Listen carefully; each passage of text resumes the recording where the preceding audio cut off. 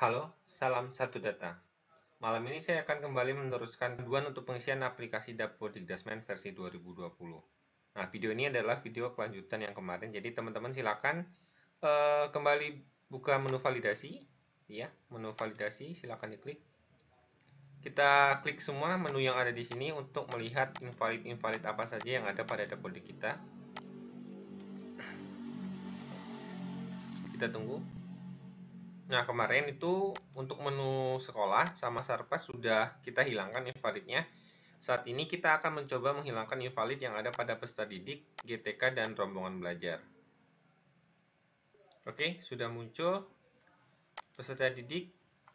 Peserta didik di sini cukup banyak ternyata yang invalid. Kemudian GTK dan rombel. Nah, sebelumnya kemarin saya sudah mengingat teman-teman untuk menyediakan yang namanya data peserta didik berupa NIK dan KK. GTK itu untuk pembagian jam mengajar, untuk pengisian Dapodik. Nah, sudah muncul. Untuk GTK saya punya invalid sebanyak 138. Ini ada beberapa guru yang saya baru tambahkan di aplikasi Dapodik, jadi NIP dan TMT-nya belum terisi. Kemudian jam pelajaran, oke. Rombongan belajar, jenis dan kelas tidak memiliki pembelajaran, oke. Nah, sekarang kita akan coba satu persatu peserta didik. Untuk peserta didik, kita akan cari nama salah satu peserta didik yang ada di sini untuk kita lakukan perbaikan, ya. Asti Juliani. Nah, sekarang kita coba peserta didik, kita cari peserta didik. Kita ketikkan di sini Asti Juliani. Oke, muncul.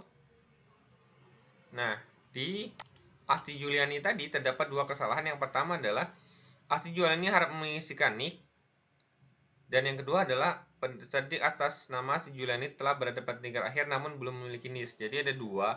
Rata-rata terjadi kesalahan pada menu NIK dan NIS. Jadi yang kita lakukan adalah cari nama peserta didik tersebut, kemudian kita klik ubah datanya sampai muncul form untuk mengubah.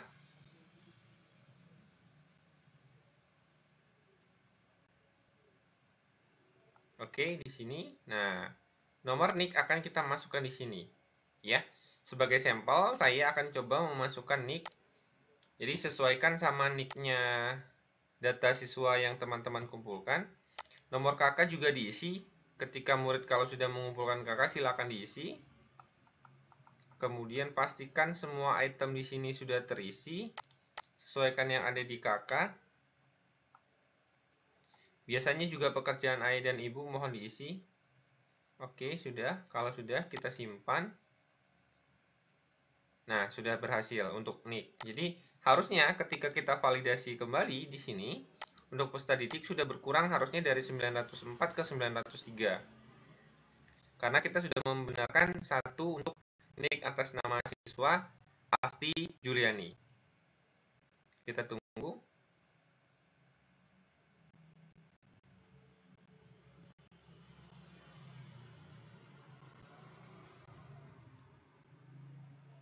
Oke, sudah berkurang. Nah, sekarang kita kembali lagi ke peserta didik tadi, si Asti. Kemudian kita lakukan perbaikan untuk NIS. Untuk perbaikan nomor NIS itu adanya di menu registrasi. Jadi, silakan klik menu registrasi. Nah, di sini untuk perbaikan nomor NIS. Nah, di sini poinnya gitu ya. Jadi silakan teman-teman buka absen atau datanya, silakan dicari.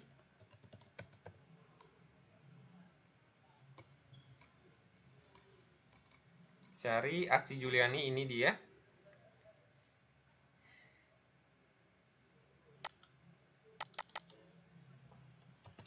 Oke, silakan diinputkan nomornya 12100. Kompetensi keahliannya akuntansi. Nah, sekolah asal ini dicari di data siswa, silakan. asalnya SMP Negeri 12. Nah, nomor peserta tahun itu silakan teman-teman cari, atau biasanya sih setiap operator meminta nomor ijazah dari atau SKHU dari masing-masing murid, jadi silakan diketik. Nah, untuk format penulisan, nomor ujian itu ada formatnya seperti ini. Format bakunya. Kode jenjang, kode tahun, kode provinsi, kode rayon. Jadi, karena di Lampung, dia 2, 18, 17, 12, 01, baru ditambah nomor ini. 123, strip, 123, strip. Ya, ini nomornya. Kemudian kita simpan dan tutup. Nah, untuk biodata ini akan digunakan siswa nanti untuk yang namanya ketika kelas 12, kelas akhir, mereka akan menggunakan ini sebagai data dasar untuk PDUN, untuk ujian nasional. Jadi, usahakan pengisian data ini valid karena ini akan sangat berpengaruh nantinya. Oke, kita close. Nah, sekarang kita lihat untuk validasi lokal harusnya sudah berkurang sampai ke 902. Oke, sekarang sudah berkurang menjadi 902 dan lakukan semua dengan cara yang sama sampai semuanya invalidnya habis, ya. Ini sangat banyak, terutama untuk sekolah-sekolah yang jumlah muridnya banyak. Kemungkinan invalidnya juga akan semakin banyak, jadi mungkin perlu sedikit ekstra waktu untuk lebih lama mengerjakannya. Nah, sekarang kita kembali ke menu GTK. Untuk menu GTK, untuk pengisian ini akan kita buatkan untuk perubahan data PTK bersangkutan itu kita perlu merubah dari akun PTK masing-masing. Ini akan saya buatkan video sendiri untuk perubahan data akun PTK nanti. Nah, yang kita akan bahas adalah ini untuk guru-guru tidak memiliki jam pembelajaran ini. Kenapa? Karena di rombelnya kita belum mengisi jadwal pelajaran yang diajarkan oleh masing-masing guru. Jadi, ketika kita mengisi ini, jadwal untuk pembelajaran, di pembelajaran itu otomatis ini akan berkurang nantinya, otomatis. Atau kita ngisi jam jadwal guru ini, nanti di sini akan otomatis juga berkurang, sama saja. Nah, silakan untuk ini, silakan teman-teman untuk menyelesaikan dua kolom ini, yang untuk poin yang satu ini, kecuali yang bagian atas untuk login akun PTK ini nanti ada videonya. Silakan teman-teman klik menu rombongan belajar, menu reguler.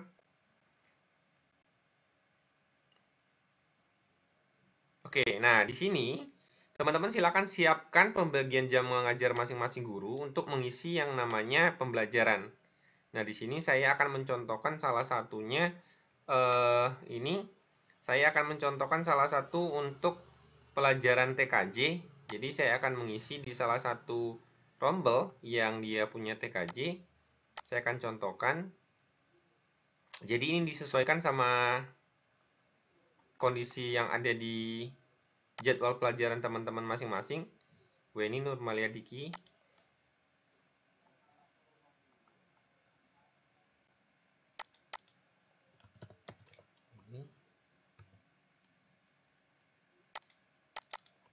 Nurmalia Diki.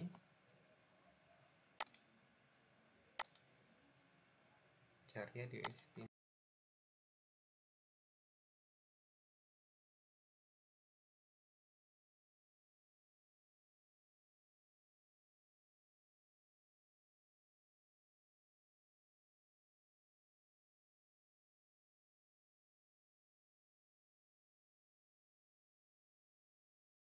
Oke, silakan teman-teman isi.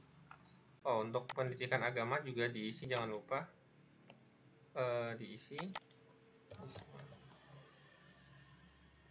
Oke, di sini silakan masukkan SK mengajar. SK mengajarnya silakan disiapkan. SK mengajarnya disiapkan. Kemudian di paste saja, biar cepat. Paste, paste, paste, paste. Lakukan sampai semuanya terisi sesuai dengan mapel guru. Kemudian tanggal SK mengajarnya juga diisi. Tanggal SK mengajarnya silakan diisi. Tanggal 2 Juli, 1 Juli misalnya, 1 Juli. Silakan di copy paste sampai semuanya terisi.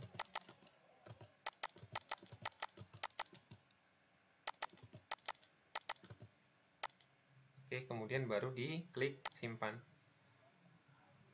Oke.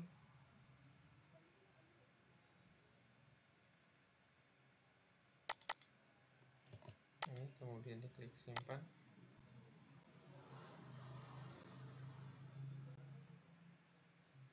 Oke. Silakan di close. Nah, saat ini kita sudah mengisi salah satu pembelajaran pada kelas 11 TKJ. Ini belum saya edit, harusnya 11 TKJ. Sekarang kita kembali ke validasi lokal. Nah, harusnya kalau kita lihat di sini masih ada 138 dan ini 37, kita akan refresh kembali untuk melihat invalidnya sudah berkurang atau belum. Oke, nah sekarang invalidnya hanya tinggal 129 dan di rombelnya juga sekarang sudah tinggal 36 ya. Jadi ketika kita mengisi jadwal pelajaran yang ada di rombel masing-masing sesuai dengan jadwal mengajar guru, itu otomatis guru-guru tadi yang tersebut yang di sini tertulis tidak memiliki jam pembelajaran, setelah jamnya diisi di sini, dia otomatis akan berkurang di GTK. Begitu juga dengan rombel. Ketika rombel tersebut diisi pembelajarannya, dia akan berkurang. Nah, lakukan ini semua sampai dengan ini invalidnya 000. Gitu ya. Hanya untuk 3 item ini lagi yang kita harus isi. Kemudian kita baru bisa untuk melakukan sinkronisasi. Jadi teman-teman siapkan datanya secara lengkap untuk peserta didik. Ya, usahakan data yang kita inputkan ke Dapodik itu adalah data yang memang benar-benar kita minta dari murid.